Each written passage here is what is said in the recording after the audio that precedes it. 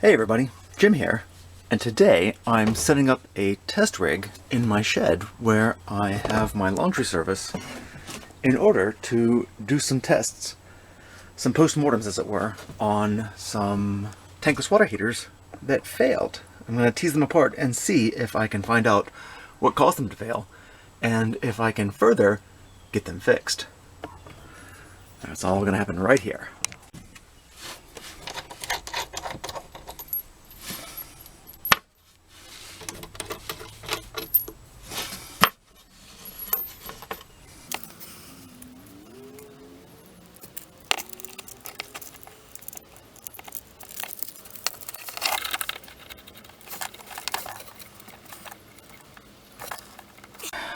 Now remember folks, the rubber washers inside these braided hoses can take a lot with just a little force, so I'm only going to go a quarter turn past hand tight.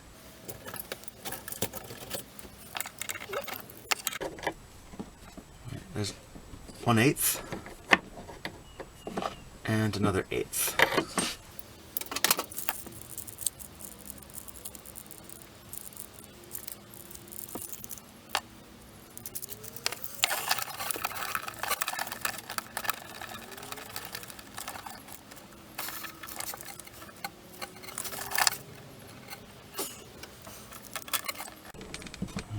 There's an 1/8 and then another 1/8. Alright. So it looks like my braided hoses are in place. And that should serve me well enough. Hot's on the left, cold's on the right. Let's get to testing.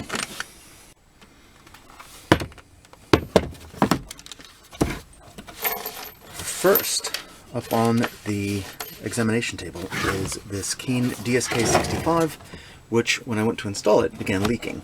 I'm going to peek inside and see if I can figure out why it's leaking.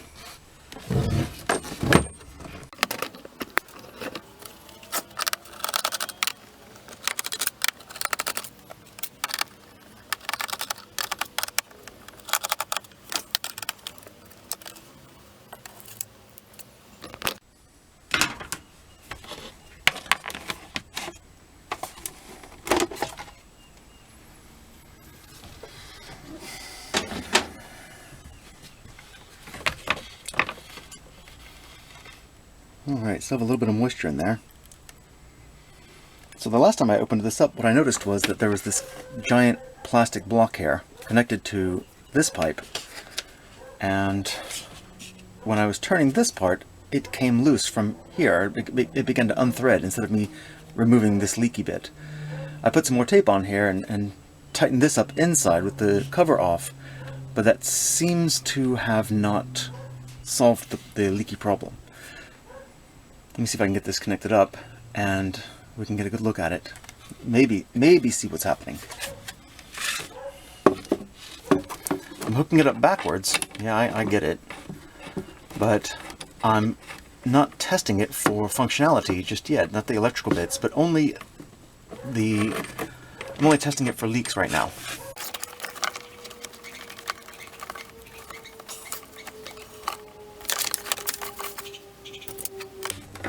Alright, quarter turn past hand tight and no more.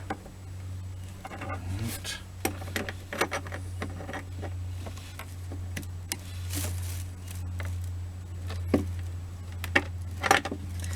So when you look inside, you can see how fragile everything is. You have a single kettle with some stainless steel tubing coming off from the sides, going to the hot outlet. Well, this is the cold inlet. Ah, okay. So.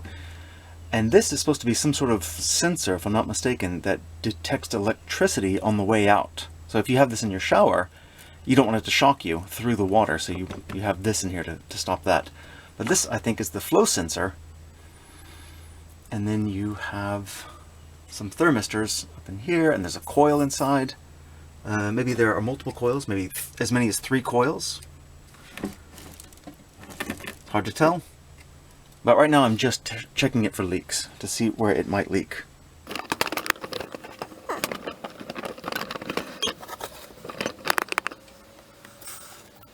Yeah. Alright, so I'm only charging the cold side the hot side doesn't need to be open for this testing purpose. Let's just watch it and see what happens.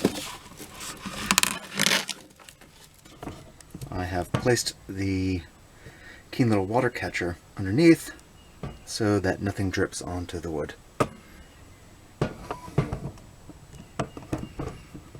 I'll get back with you if it leaks. Well, sure enough, it's begun to leak. And where I thought it was inside, here, let's see if I can get a macro view on this. Hold on. There we go. Instead of up here, it appears that it is leaking down here. Let's try to get a better macro shot. There we go. So you can see just here where I have put in this keen brass 1/2 inch NPT female to 1/2 inch NPT male adapter, which doesn't seem to make a lot of sense until you have to deal with this sort of thing. You can see it's leaking just past the bit of plumber's tape that I've wrapped around there. So let me see if I can fix that and make this a functional device again.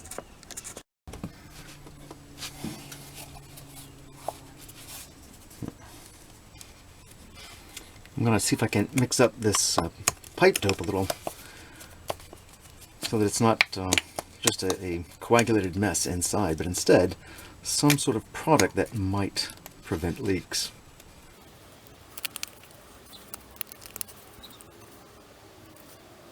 Alright, I'm just squeezing out the air.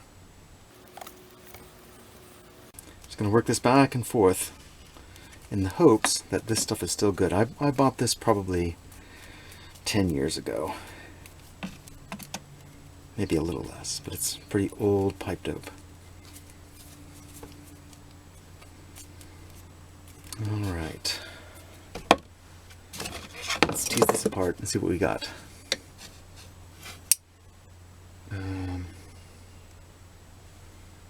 Yeah. Let me put a backer wrench there.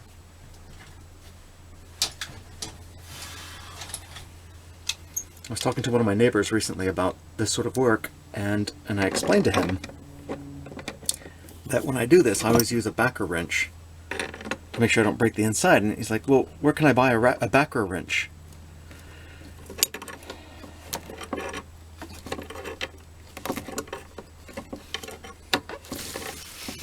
Oh, why doesn't like that? You can see it's still under pressure.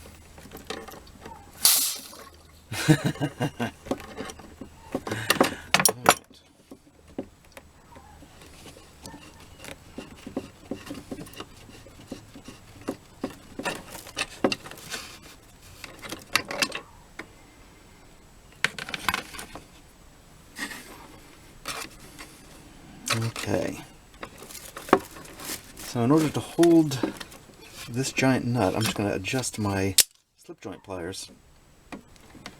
See if I can get a good grip on here. Maybe. Alright.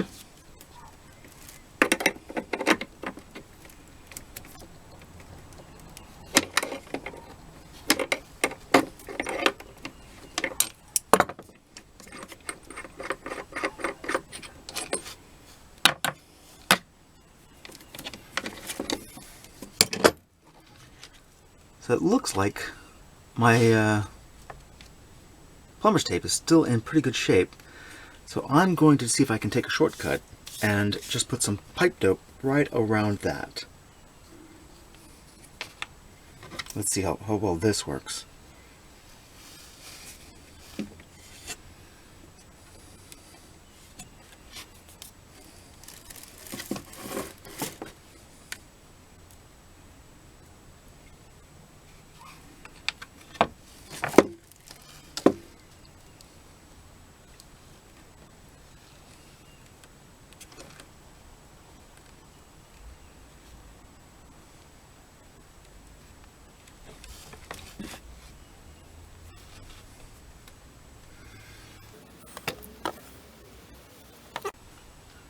Just off camera, I've got a little towel, and I have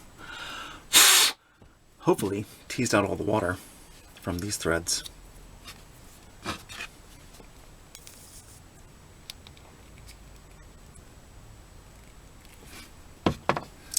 A little dab will do ya.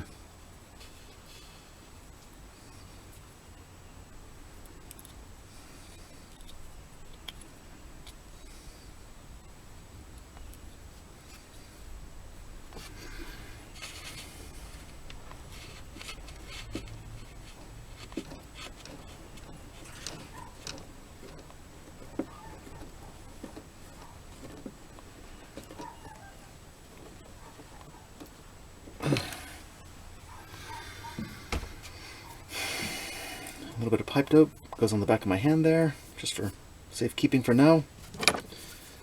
My backer wrench goes back on. And this is, that is right at hand tight, which for me is a little bit more tight than most people. I'm going to go a quarter turn past that only. Alright. Let's test this again.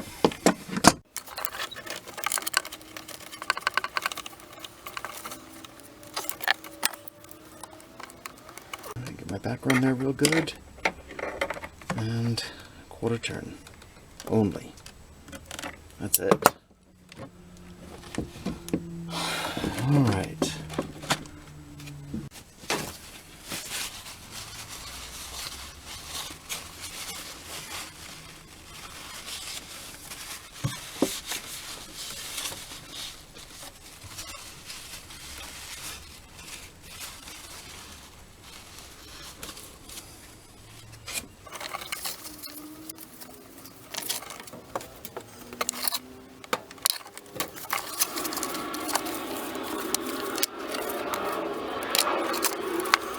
Alright guys, second try.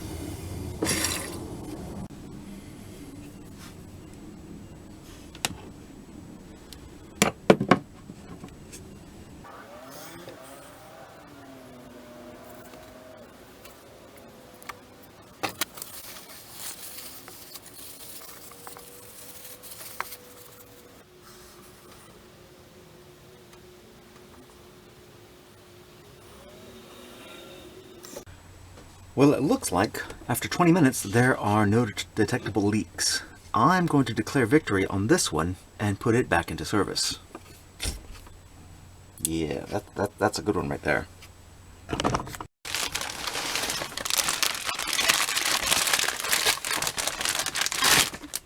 Next up is this Kenuos with a giant LED display, presumably for people who don't have very good vision.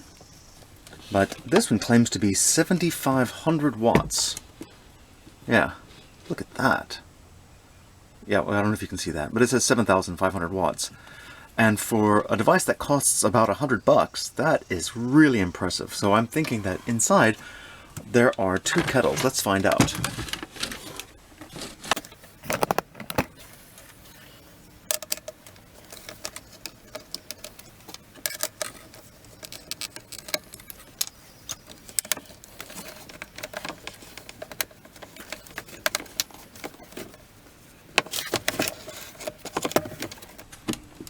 There it goes. I see what the problem is. It wants to be opened this way. Oop. Don't break anything, Jim. There we go. Let's see what we've got in here. Alright, so there's only one kettle, it looks like. A 220V-7500W kettle. So 220 volt. And that sounds like it's going to draw about almost 40 amps. Sorry, 35 amps. 33 amps. I'll post the math here in a minute. Alright, so we've got some... Looks like we've got just regular old relays instead of MOSFETs. A fun little is that a transformer? Oh no, that's a... that looks like a sensor. Another sensor, and then of course the two hots going to the heating element inside the kettle, which appears to just be glued in place. Let me get a macro shot for you.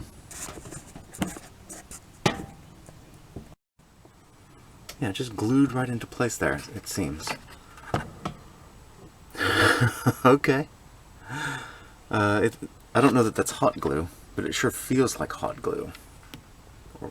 It's not wax, it's not rubber, it's something else. Let's poke around in here a little bit more, but for some reason this one was leaking, and I'm really hoping that the problem was the fact that I put a adapter on there with too little Teflon tape or not enough pipe dope. Let's see if we can get this fixed. So this Keen device has a screen. I don't know if you can see that, but there's a rubber washer with a screen in it, presumably for the purpose of keeping sand out of the device. And I can understand why they would want that in there, because in the town where I live, the local utility accidentally let a lot of sand into the plumbing lines, and that made a mess of things. Let me see if I can get this out. There it goes. Alright. Looks like it's just a rubber washer with a stainless steel screen built into it. Now I really want to just leave this out so that my 3/4 inch line will sit in there neatly and form a good seal, but the manufacturer has put this in there. Let's see if I can have my cake and eat it too. Let's see if it'll form a good seal. I think that the first time I installed this, it leaked because I put one of these Keen brass adapters. Let me pull one of those out.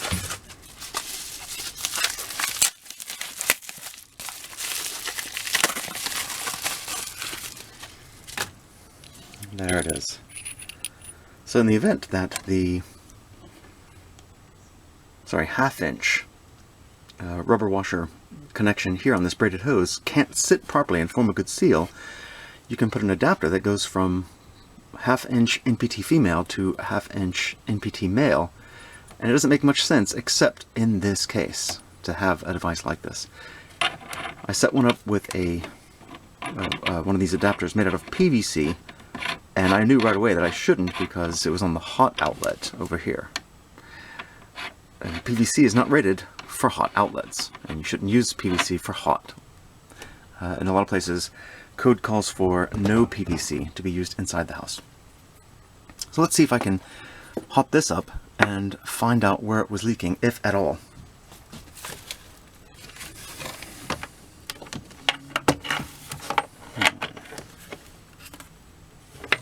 I'm going to try to hang this up to make it simpler.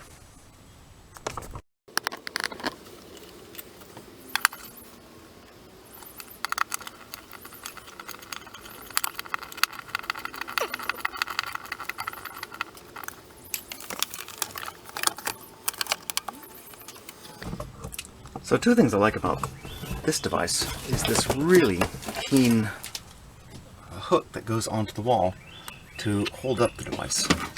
That is quality, and you can tell it's made of stainless steel. I tested it with a magnet and it does not stick to a magnet. It is stainless. There's a lot of nickel and chromium in that. The other thing that I like is how small it is. Oh, and a third thing is that it comes with the pigtail already installed. That is a bonus. Let me see if I can get this juiced up and ready for testing.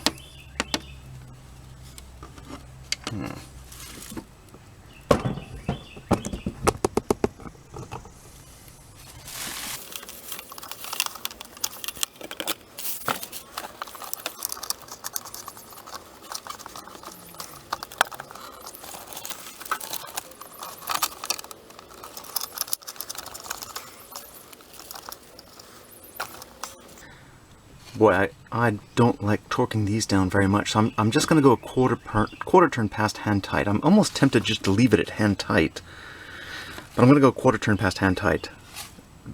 This connector looks like it's just regular old ABS, maybe glass infused, and it's not going to be nearly so strong as a piece of metal, but hopefully I don't destroy it by putting a little torque on here. Let's find out.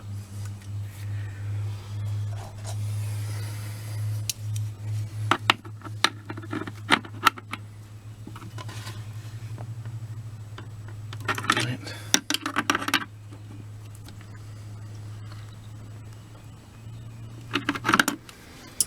Cool.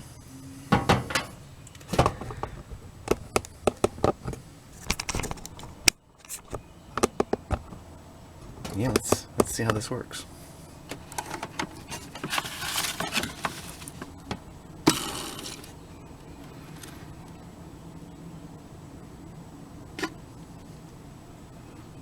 All right, so far so good.